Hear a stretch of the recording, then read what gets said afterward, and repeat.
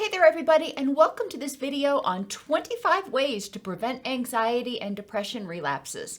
I'm your host, Dr. Elise Snipes. Now, it's important to recognize if you've got generalized anxiety disorder or major depressive disorder, it may not be possible to totally prevent every single relapse, but there are a lot of things that you can do to, quote, strengthen your brain.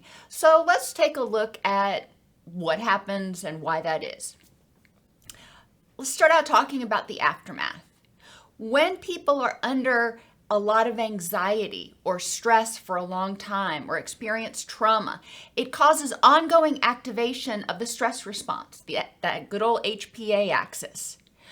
When that happens, this actually causes a strengthening of the anxiety autopilot, the default mode network or your autopilot, and your amygdala, which is where you do a lot of fear and threat processing.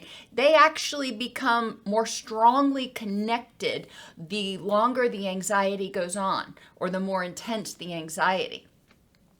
Additionally, it weakens the relaxation response or the vagal response. Your vagus nerve, 80% of the vagus nerve's function is to trigger the rest and digest or the relaxation response. But when the default mode network, when the autopilot and the amygdala start communicating and really enhance their connections, sometimes the vagus nerve is just not able to do what it needs to do. It's like, hey guys, hello, we can relax, hello, and they're not paying attention. When people are under chronic stress, it also literally alters the structure of the brain. It reduces the size of the hippocampus, which is where we do a lot of learning, memory, and emotion processing. And it strengthens the amygdala, and the amygdala actually grows in size. When I say it shrinks the size of the hippocampus, what we see is destruction of neurons. And one of the things that we're going to talk about for strengthening your brain is promoting something called neurogenesis, or the rebuilding of neurons. And the hippocampus is one of the unique areas in your brain that is known to be able to regenerate some. So that's really awesome. But not only do we see a strengthening of the anxiety autopilot, a weakening of the relaxation response, or your body's ability to actually trigger the relaxation response, alterations in structures of the brain, but we also see alterations in hormone levels, your stress hormones, your thyroid hormones, and your gonadal hormones, your testosterone, estrogen, oxytocin, progesterone, the list goes on. Alterations in your microbiome. When you're under stress, your vagus nerve tells your gut, hey, there's a threat out here, and it alters which bacteria are prominent and proliferating in the gut microbiome. It also alters your circadian rhythms, because guess what? When you're under stress, you ain't sleeping as well, and you're probably not maintaining your sleep schedule.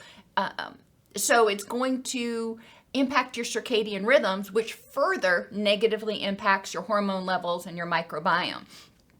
So it is a big involved process, and it's important to recognize, just like I talked about in the last video, that mental health is health. When we experience emotions, whether they are accurate, on-point emotions and you're going through an extreme trauma, or whether they are signs of mental ill health, it alters everything in your body.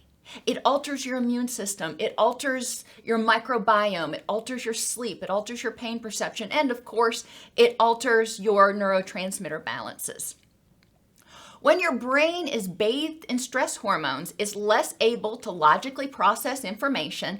You're in fight or flee. Your brain's like, I don't have time to worry about learning multiplication right now or learning how to do XYZ task right now. I need to protect myself. So that's where I'm going to devote my energy.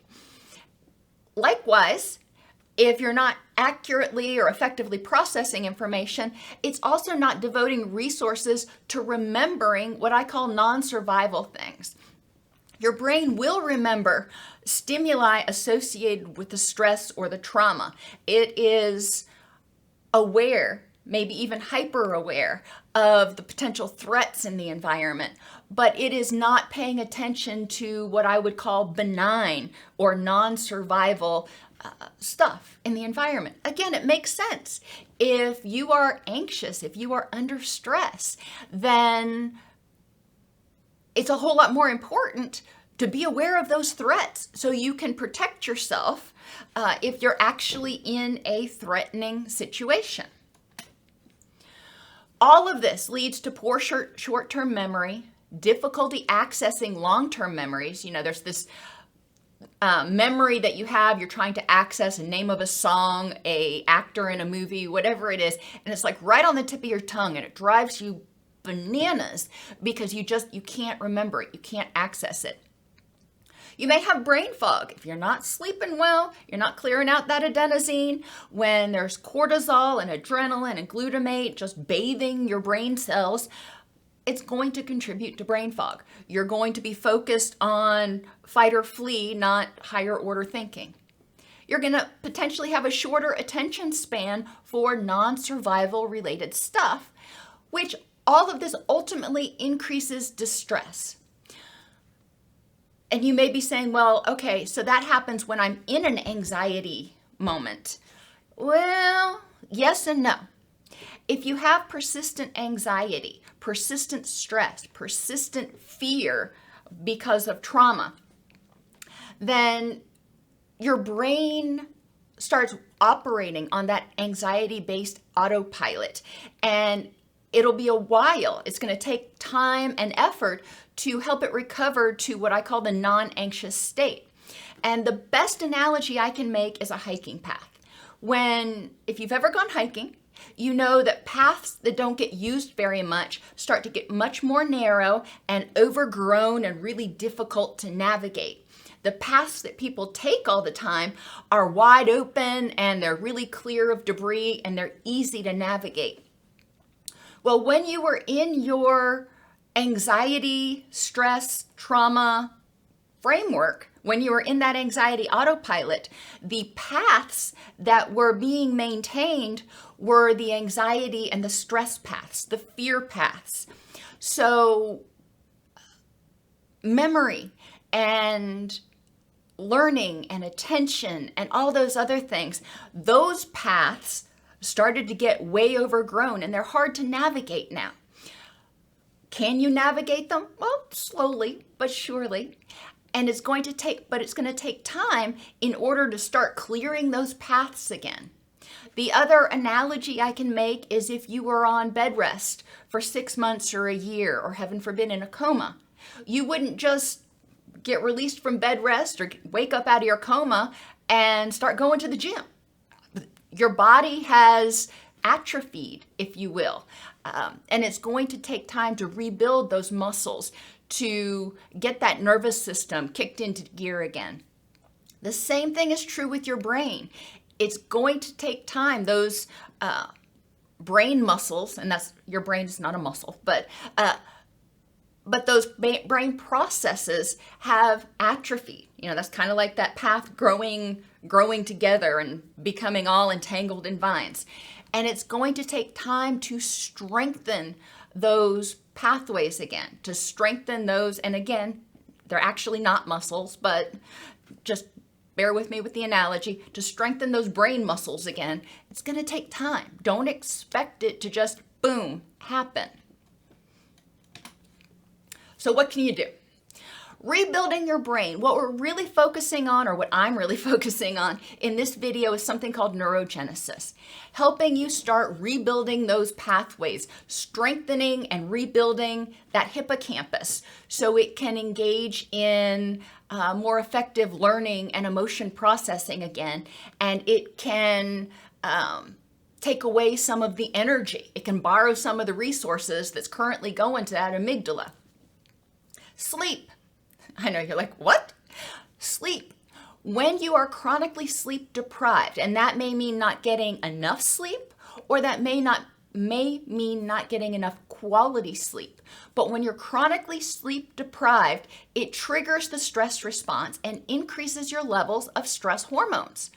Those stress hormones are the exact things we are trying to reduce so your brain can regenerate itself. Stress hormones are toxic to brain cells, is ultimately what we're talking about. In short doses, not a big deal. But when the stress hormones are persistent, they are toxic to brain cells.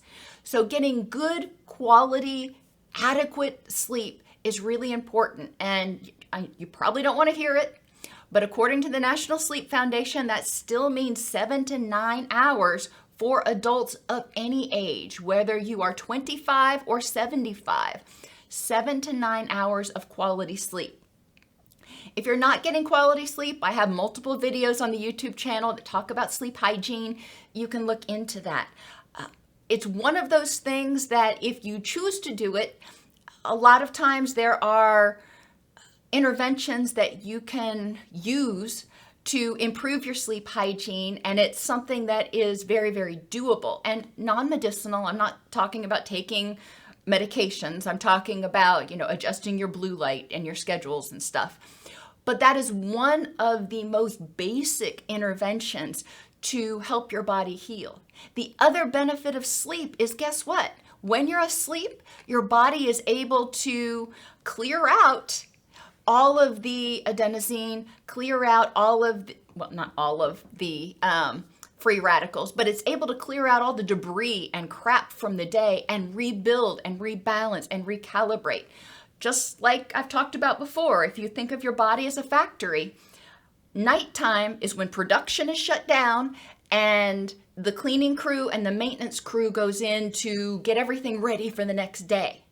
If you're not getting enough sleep, then the cleaning crew and the maintenance crew don't have time to do their job. And you wake up the next morning and things just aren't working quite as well.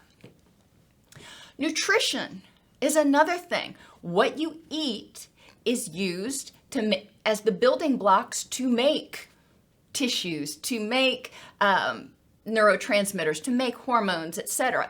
Good nutrition, following an anti-inflammatory diet, that means reducing. I'm not foolhardy enough to think that most people are going to completely cut out, but reducing highly processed carbohydrates like your white breads, your white flour, your white sugar, those sorts of things, as well as red meat, minimizing that, and processed meat, anything with nitrites or nitrates in it. All of those can contribute to inflammation.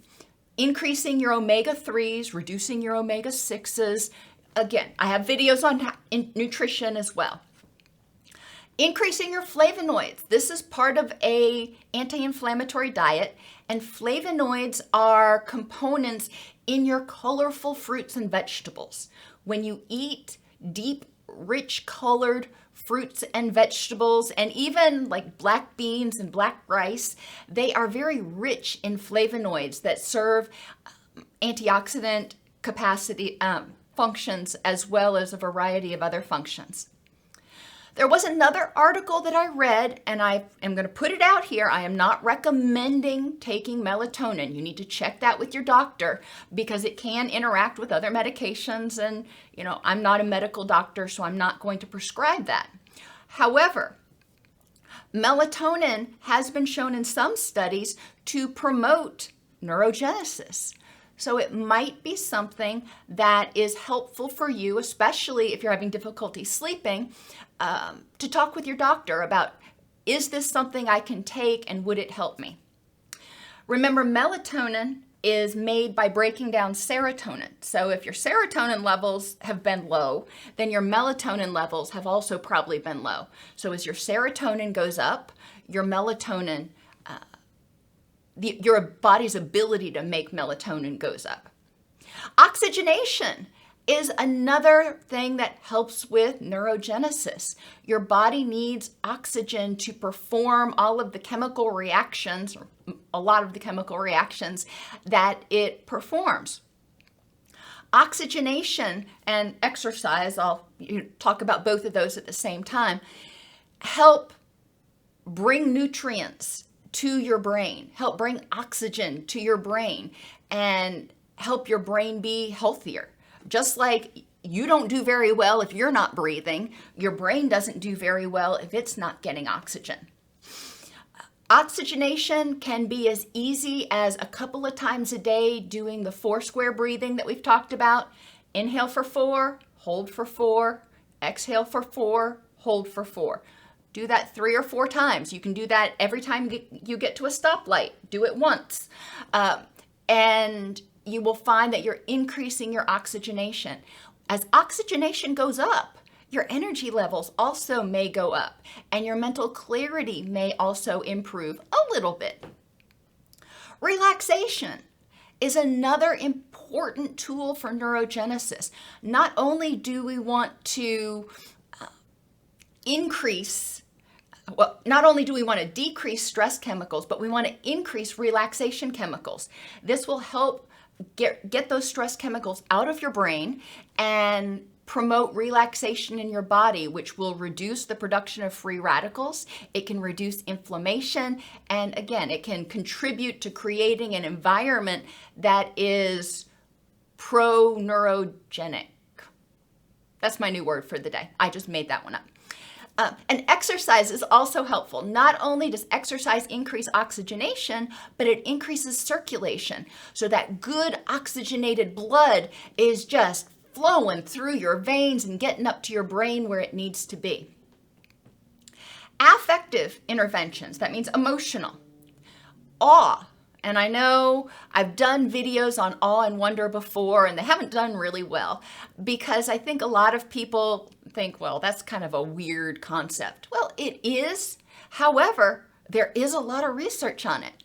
When we see things that are awe-inspiring, breathtaking, it actually promotes curiosity. It promotes the release of dopamine. It promotes the release of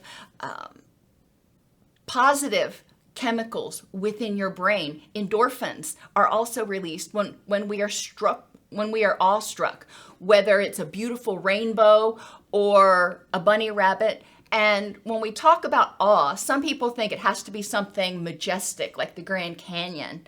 And I like to think about it as pretty much anything that either takes my breath away or makes me go, aw, like the bunny rabbit. And yes, we're back to the cottontails.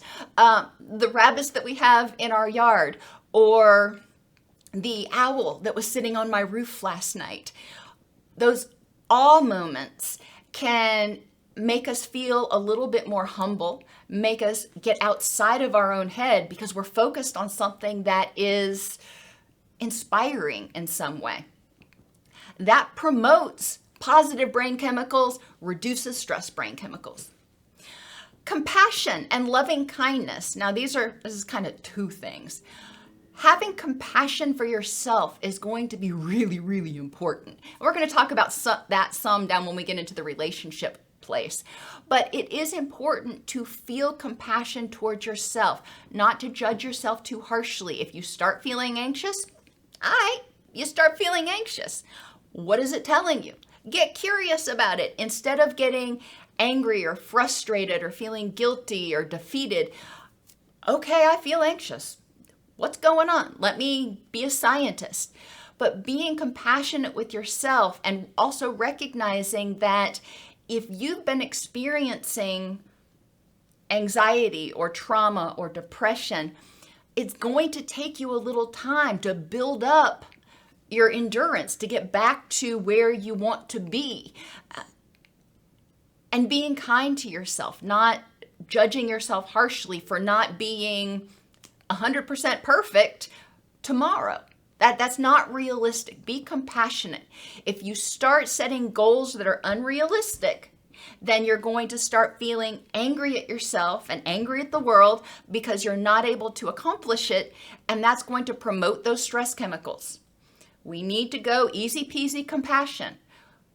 If you have difficulty with self-compassion, think to yourself, if this was my child or my best friend, Would I expect them to be, advancing as quickly as meeting these expectations? Probably not. We usually set higher expectations for ourselves.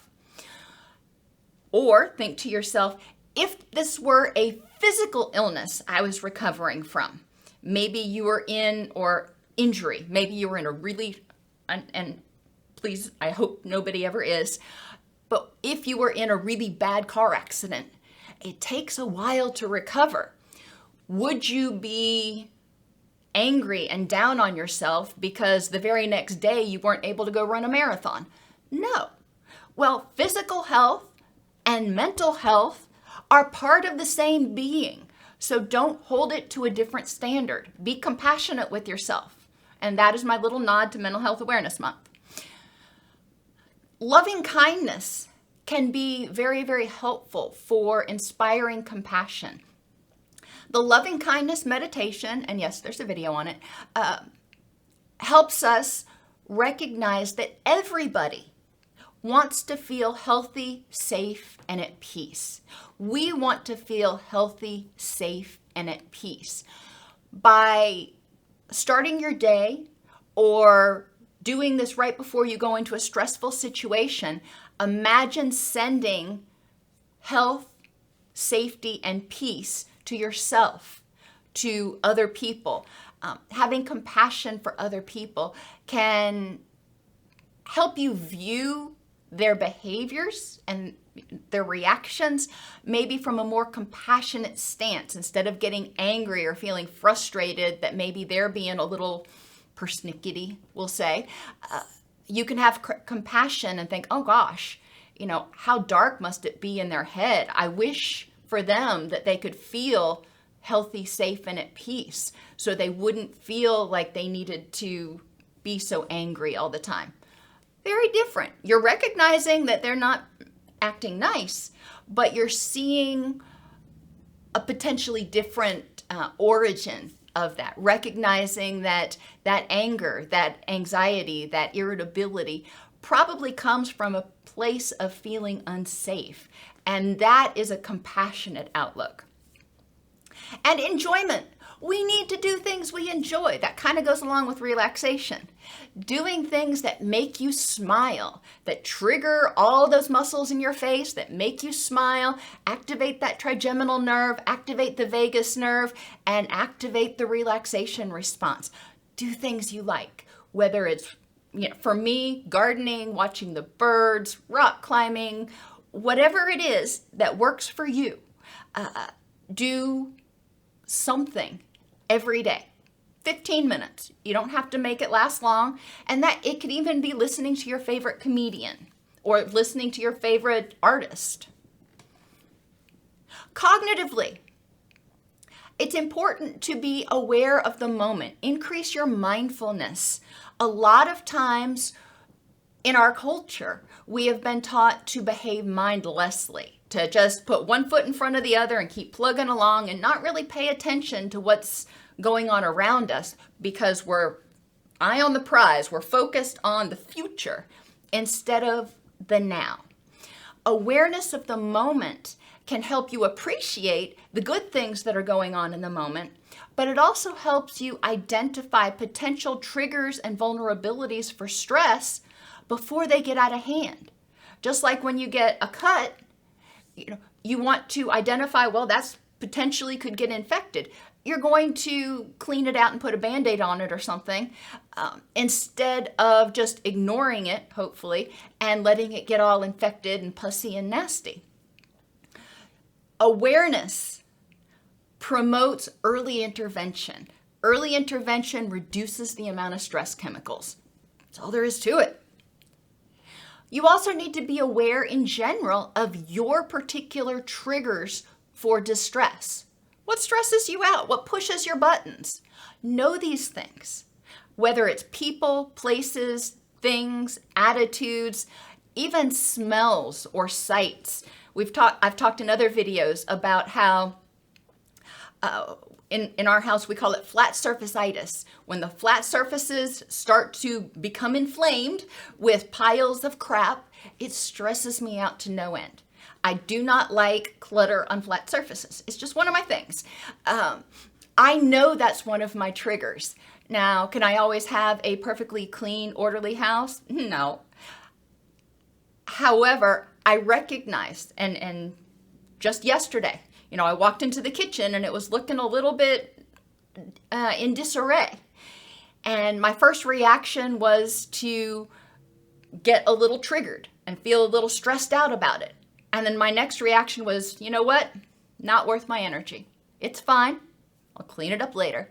And got ready for work. In the past, I may have gotten really stressed out about it and then stayed there and angrily cleaned it up, which would have made me late for work and everything else. And my stress chemicals would have been up here. So being aware of your triggers, what things trigger it for you? How can you prevent those triggers when at all possible? But sometimes they're not preventable. So when they are not preventable, how can you mitigate them so they don't cause you to go into a rage or a total anxiety attack? When you experience a trigger, if spiders are a trigger for you, when you encounter a spider, how can you mitigate the impact of that spider so it doesn't trigger a full-out anxiety response? What can you do? One of my really good friends is terrified of wasps. Same sort of thing. In Tennessee, and probably everywhere, you can't get away from wasps. They're everywhere. And in Tennessee, a lot of the wasps that we have are paper wasps, and they're really docile and benign, but she's terrified of them. So, okay, when you encounter them, what can you do to mitigate that trigger? You can prevent as much as possible by keeping the wasps' nests down, but when you do encounter one, how can you address it? What can you do to keep yourself from going into a full-blown panic? Vulnerabilities. We also need to be aware of those. Vulnerabilities are conditions that make you more prone or vulnerable to a distress response or to a strong stress response. For me, when I am overtired, I am more likely to react with a strong stress response. For my husband, when his blood sugar's low, he's a lot more likely to respond with a strong stress response. So knowing your vulnerabilities is really important because, again, then you can prevent them as much as possible. But when they are occurring, when you're sleep deprived or sick or low blood sugar or in pain or whatever it is, you can say, all right, I know that I'm going to be more prone to being irritable or anxious today. So what steps can I take to buffer myself against the stressors of the world? Attitude. Having an attitude of gratitude can be helpful. And I know it sounds hokey to some people, but it is important to take a moment and instead of saying, I'll be happy when, saying, I'll be happy. Looking around at what is in the moment. What are you grateful for in the moment? Every morning when I go to on my way to work, I'm recognized that I'm grateful for the birds and the bees and the flowers and the trees. And yes, I know it rhymes. It's just one of those things I do. It's like singing goober peas. But I go through a list of things that I'm grateful for, and that's how I start my day. Having an attitude of hardiness is also important because we can be grateful, but most of the time, everything in our life is not going to be perfect. Hardiness focuses on commitment, control, and challenge.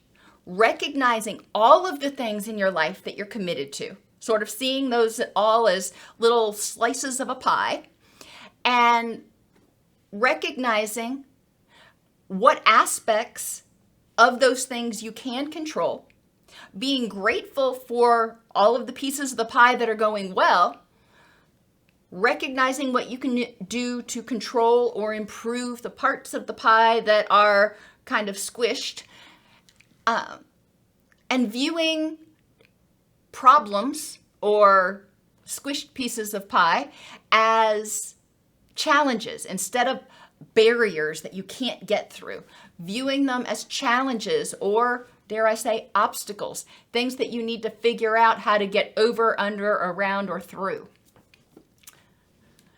Learn and let go. This is one of my favorite for neurogenesis.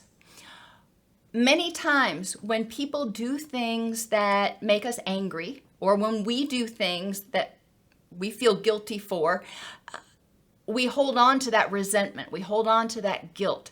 And all that does is maintain a low level, or sometimes moderate level, of stress hormones. Anger and resentment is just, you're kind of poisoning yourself with stress hormones. Forgiveness, and I know it's the F word. Forgiveness doesn't mean saying, no problem, it's fine. It means, okay, it happened. I don't like it. I accept your apology, and I'm going to learn from it. Maybe I'm going to learn that I can't trust you to take care of my plants when I'm on vacation. Maybe I've learned that I can't trust you with secrets. Maybe I've learned that I can't trust myself to do XYZ. All right, well, I've learned that.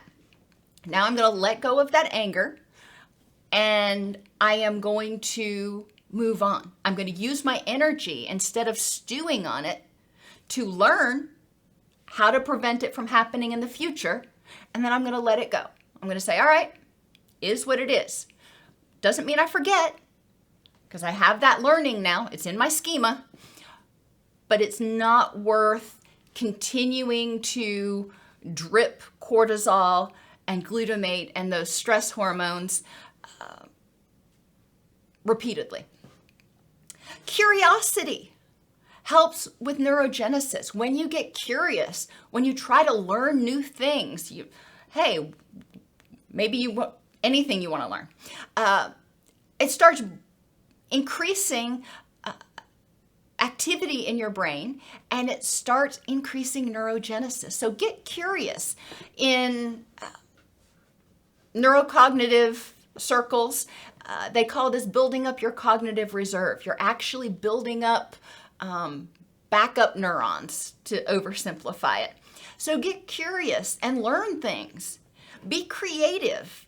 And creativity takes a lot of different forms. It doesn't necessarily mean painting. It can mean singing. It can mean cooking. It can mean building things, whatever creativity looks like to you. Reprogramming. This is when you start addressing whatever your anxiety triggers are. Remember, we've talked in the past about how anxiety is a needed emotion. It's part of the fight or flight response, and it's designed to keep us safe. However, sometimes our threat response system, it's kind of like a smoke alarm, sometimes it goes off and it's a false positive. It goes off and there's really not a threat. So reprogramming helps you use mindfulness and cognitive restructuring, and there's other videos on that, to recognize. You start feeling anxious, you look around, you say, okay, what triggered this anxiety? This, whatever this is, this triggered my anxiety right now. Could be a smell, it could be a sight, it could be something you got to do, whatever. This triggered my anxiety. Now looking at it and saying, is this really a threat to me right now in this context? A lot of times we're going to look at this, whatever this is, and go, you know what? No, it's not that big of a deal. Or I can handle it, or whatever you want to say. But then you're essentially reprogramming or rebranding whatever that is as a non-threat. It may take doing it a couple of times before it's truly solidified, before that path is truly cleared out. But it is possible to start reprogramming. For the longest time, I was afraid of snakes. Now I live with one. My son's pet snake. I'm actually not speaking metaphorically. For the longest time, I was afraid of spiders. Now I name them. I love them. And it's just a matter of adjusting your relationship with things if you recognize that, hey, this has triggered my stress response, but there's really no reason for it. Every time I do that, just think to yourself, is this worth killing brain cells over? Or is the stress more threatening than the actual trigger? Scaffolding. This is really important. Scaffolding is helping yourself get stronger, helping yourself clear that path, strengthen those brain muscles.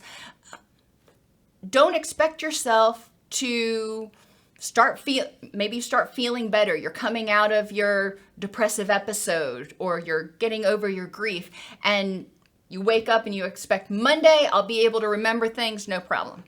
Well, that's not going to happen. Scaffolding is important. Write things down. Give yourself a backup so if you do forget, you've got something that you can look back and rely on. Otherwise, maybe you go to the grocery store and you think, well, I can remember everything that's on my list, but you don't.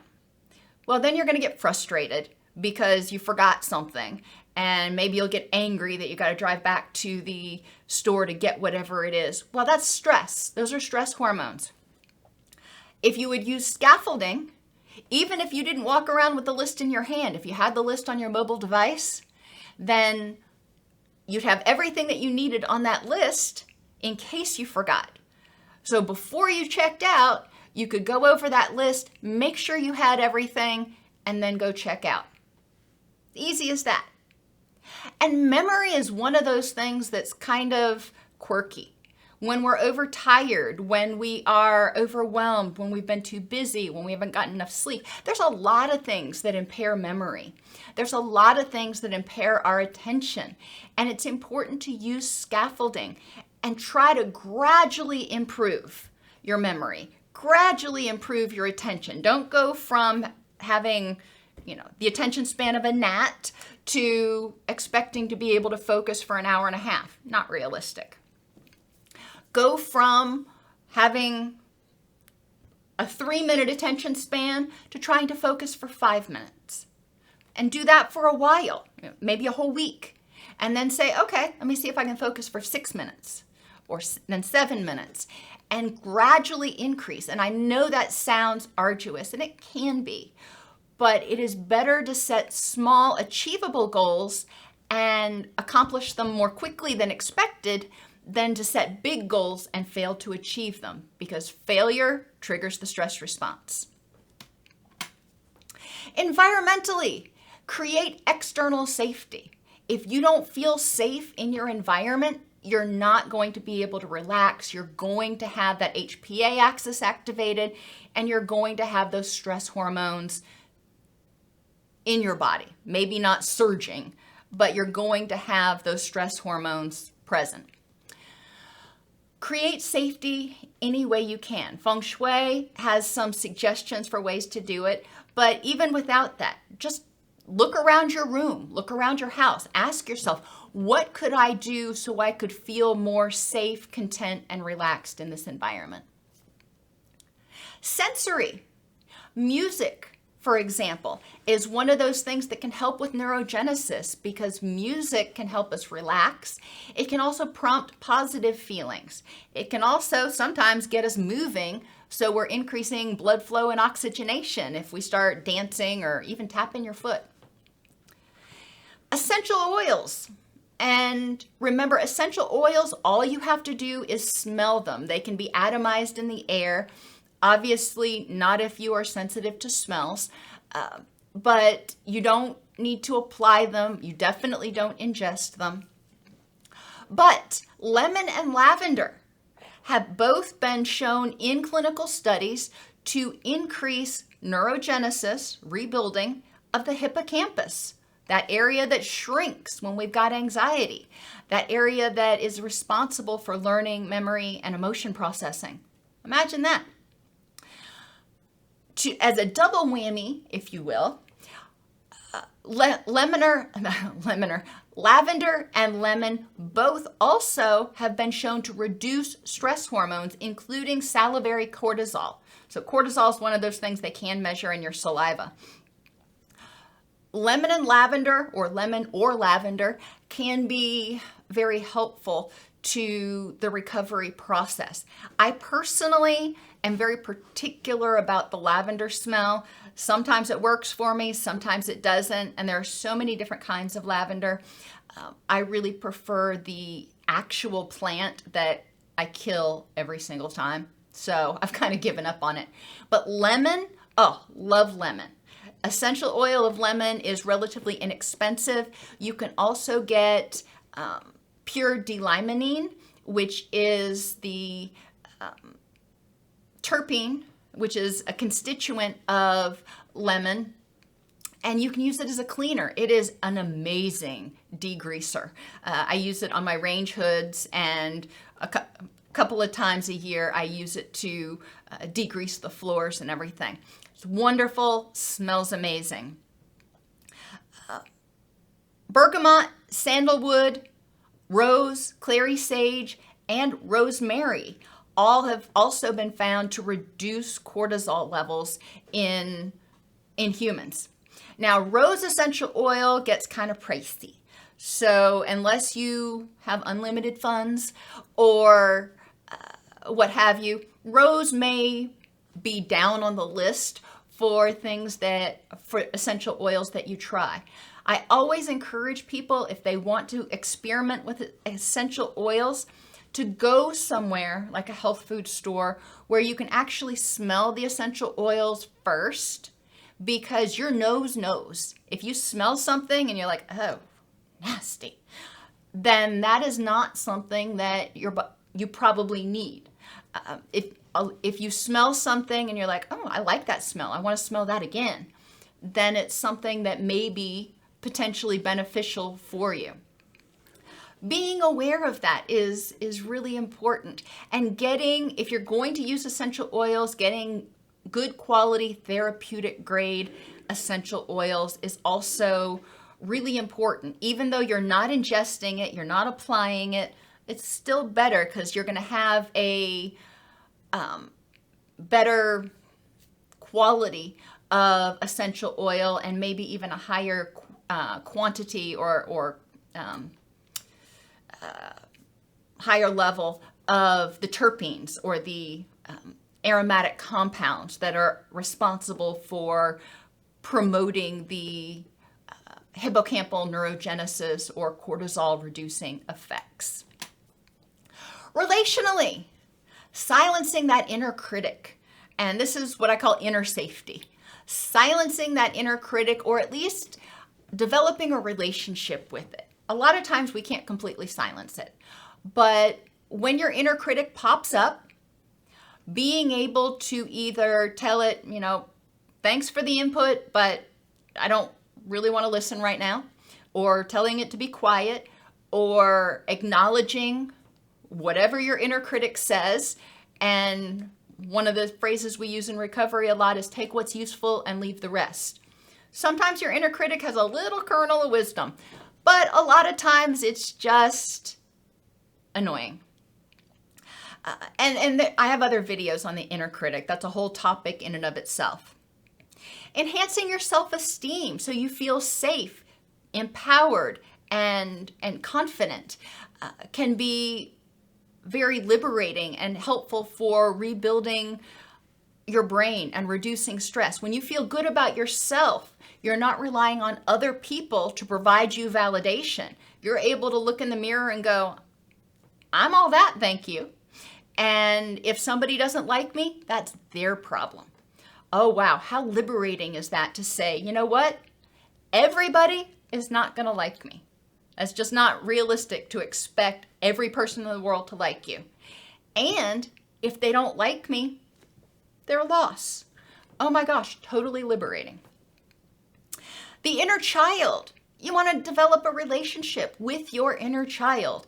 That is the little person that you kind of put in the back of your brain, those all the memories from your childhood that may or may not come out. Sometimes some people have a very happy inner child and it comes out even when they're adults, and they can act silly and goofy and creative and enjoy it. My son's first preschool teacher was at one with her inner child, and she was an amazing preschool teacher. She was amazing with the kids. But she was very connected with her inner child, it seemed. Sometimes our inner child is wounded or frightened because of traumas that it experienced. Sometimes when you feel anxious, you may not recognize, it's like, well, what's triggering this right now? There's nothing going on. It could be a memory from your past, a childhood memory that's being triggered. Reminding yourself that you are the adult now, you are safe, you are empowered, can be, again, very liberating, because then that part of your brain that is, I don't exactly know where you store it, but back here, those childhood memories that are strongly connected to the amygdala are able to be reorganized as, okay, this sucks, it was awful, however, I'm safe now, as opposed to, this sucks, it's awful, and every time I experience it, I'm going to be in danger. Now you can recognize that you're safe, and you can refile those memories, so to speak. And finally, supportive relationships. I know. After you've been anxious for a while, when you're recovering from anxiety or depression, sometimes relationships can seem completely overwhelming.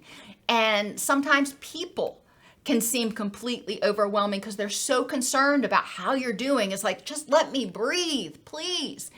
And it's important to be able to set and maintain healthy boundaries, for certain. It's also important to be able to identify even one or two people that you can have a supportive relationship with, because supportive relationships promote the release of oxytocin, our bonding chemical. And oxytocin promotes, drumroll, hippocampal neurogenesis. So oxytocin improves our learning, our memory, and our emotion processing. Now you can promote the release of oxytocin by doing nice things for other people, as well as even, having a pet that you love very much. Walking up to a dog on the street and petting it on the head and going, "Hey, Fido," that's not going to release oxytocin. But really, loving on a pet for 10 or 15 minutes, that can release oxytocin. It also, the release of oxytocin often triggers the reduction of stress chemicals. It reduces blood pressure, it reduces heart rate. Those are all stress parameters which tell us that those stress hormones are also going down. So oxytocin, your friend. Anything that makes you happy, promotes dopamine, that's going to be helpful. And anything that promotes relaxation is also going to be helpful at creating an environment in which your brain can rebuild itself, and then providing your brain the tools it needs, or the stuff it needs to rebuild itself. Anxiety and depression, like viruses or other illnesses, impact your sleep, your microbiome, energy, endurance, and your ability to focus on non-survival activities. If you'd been bedridden for 6 months, you wouldn't expect to be right back at it when your illness was gone. You know it would take time for your body to recover. That's why after 6 months in bed, you probably go to physical therapy. Well, that's the same thing we're talking about here. You need to allow your body to rebalance and get stronger.